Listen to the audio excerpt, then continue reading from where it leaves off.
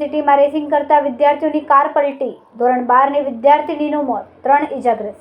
Dream સિટીમાં diamond બુર્સના ખુલ્લા રસ્તે કાર રેસિંગ કરતા મોટો અકસ્માત થયો હતો। કાર ડિવાઈડર કુદાવીને ઊંધી વળી જતા ધોરણ 12ની એક વિદ્યાર્થીનીનું મોત નીપજ્યું હતું, જ્યારે 3 ઘવાયા હતા। ચાલક રાહુલ ચૌધરીની ધરપકડ કરાઈ છે, જેને નશો કર્યો હતો કે નહીં તેની ચકાસણી કરવા સિવિલમાં સેમ્પલ લેવાયા હતા। ઘવાયેલો રાહુલ વેસુમાં પોદાર રેસિડેન્સીમાં રહે છે। પિતા સુભાષભાઈ કાપડ વેપારી છે। ગુરુવારે બપોરે રાહુલ ક્રેટા કાર લઈને બિલ્ડિંગમાં રહેલા સાહિલ બાવા શૌર્ય શર્મા તેમજ વેસુમાં આવેલી શિવસાગર રેસિડેન્સીમાં રહેતી દિશા મયુરભાઈ બોખડિયા સાથે ફરવા ગયા હતા। સમિતિની શાળામાં ભણતી દિશા જૈન પોતાના મિત્રો સાથે સફેદ ક્રેટા કારમાં ગુરુવારે સાંજે ફરવા નીકળી હતી। ટ્રાફિક નહિવત અને ખુલ્લા ડ્રીમ સિટી રોડ પર કાર ઓવરસ્પીડમાં દોડતી હતી। કારે ડિવાઈડર કુદાવીને સામેના રોડ પર પલટી ખાઈ ગઈ હતી, જેમાં દિશાનું ઘટના સ્થળે જ અવસાન થયું હતું, જ્યારે અન્ય 3 મિત્ર રાહુલ ચૌધરી, શૌર્ય અને સાહેબને સામાન્ય ઈજાઓ પહોંચી હતી। કાર 18 વર્ષના રાहुल चौधरी चला रहा હતો, જે महावीर कॉलेज में अभ्यास करे छे। अकस्मात की घटना बनी है, किस तरह की घटना और कितने लोगों की मौत हुई है इसमें?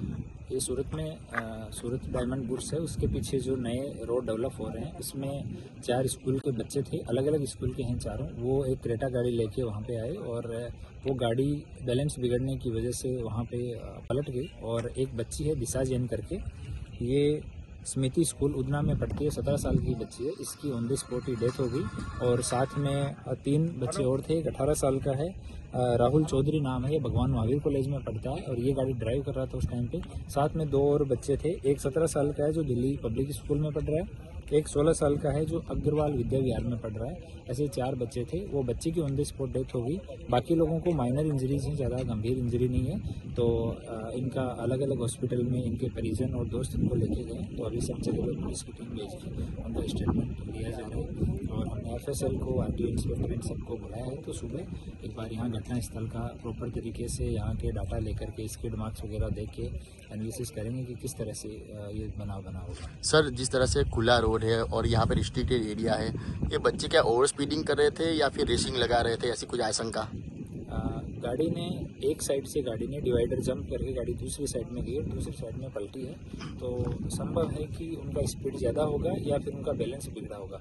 और एग्जैक्ट जो है वो जब हमारे पास डाटा आएगा, FSL वाले अपना अभिप्राय देंगे, RTO इंस्पेक्टर अपना अभिप्राय देंगे, मोटर व्हीकल इंस्पेक्टर अपना अभिप्राय देंगे, उसके बाद में एग्जैक्टली क्या हुआ होगा वो कहा जा सकेगा। और इसको हम अभी जांच कर रहे हैं। सर, कितनी गाड़ी घिसी है, कितने फीट तक? ये तो अभी नहीं कहा जा सकेगा, पर गाड़ी के जो पार्ट्स हैं वो लगभग 15 से 20 मीटर पीछे तक गाड़ी के पार्ट्स से अभी छोटे छोटे पार्ट्स पड़े हुए हैं। तो हो सकता है कि वहाँ से गाड़ी स्पीड करना शुरू हुआ हो। सुबह एक बार देख के और एनालिसिस करके बाद में। सर, गाड़ी पलटी मारी है या फिर घिसी आगे? गाड़ी पलटी मारी हुई है। अब कितनी पलटी मारी है ये सब हम चेक कर रहे हैं। डायमंड बुर्स के CCTV भी हम लोग देख रहे हैं अभी।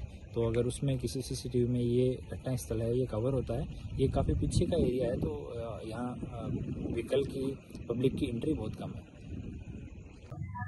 जी, आपનું નામ અને શું ઘટના બની? મારું નામ સાહિલ શાહ છે।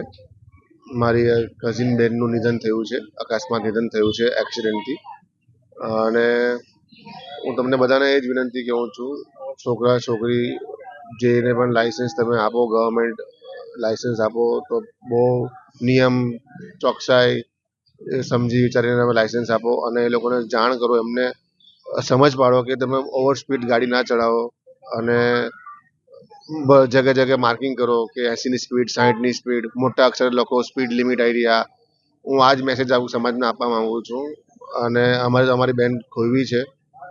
આગળ આવા ઇન્સિડન્ટ ના થાય એ બદલ તમે બધાને એ જ રિક્વેસ્ટ કરું છું કે થોડુંક સ્પીડમાં સંયમ રાખી અને થોડુંક છોકરા છોકરીને થોડું બ્રીફ કરી નિયમોનું પાલન કરી જીવન સારું, નિયમ સમજાવીને નિયમ પાલન કરી આગળ સારું જીવન નીકળે એ જ તમને વિનંતી કરું છું।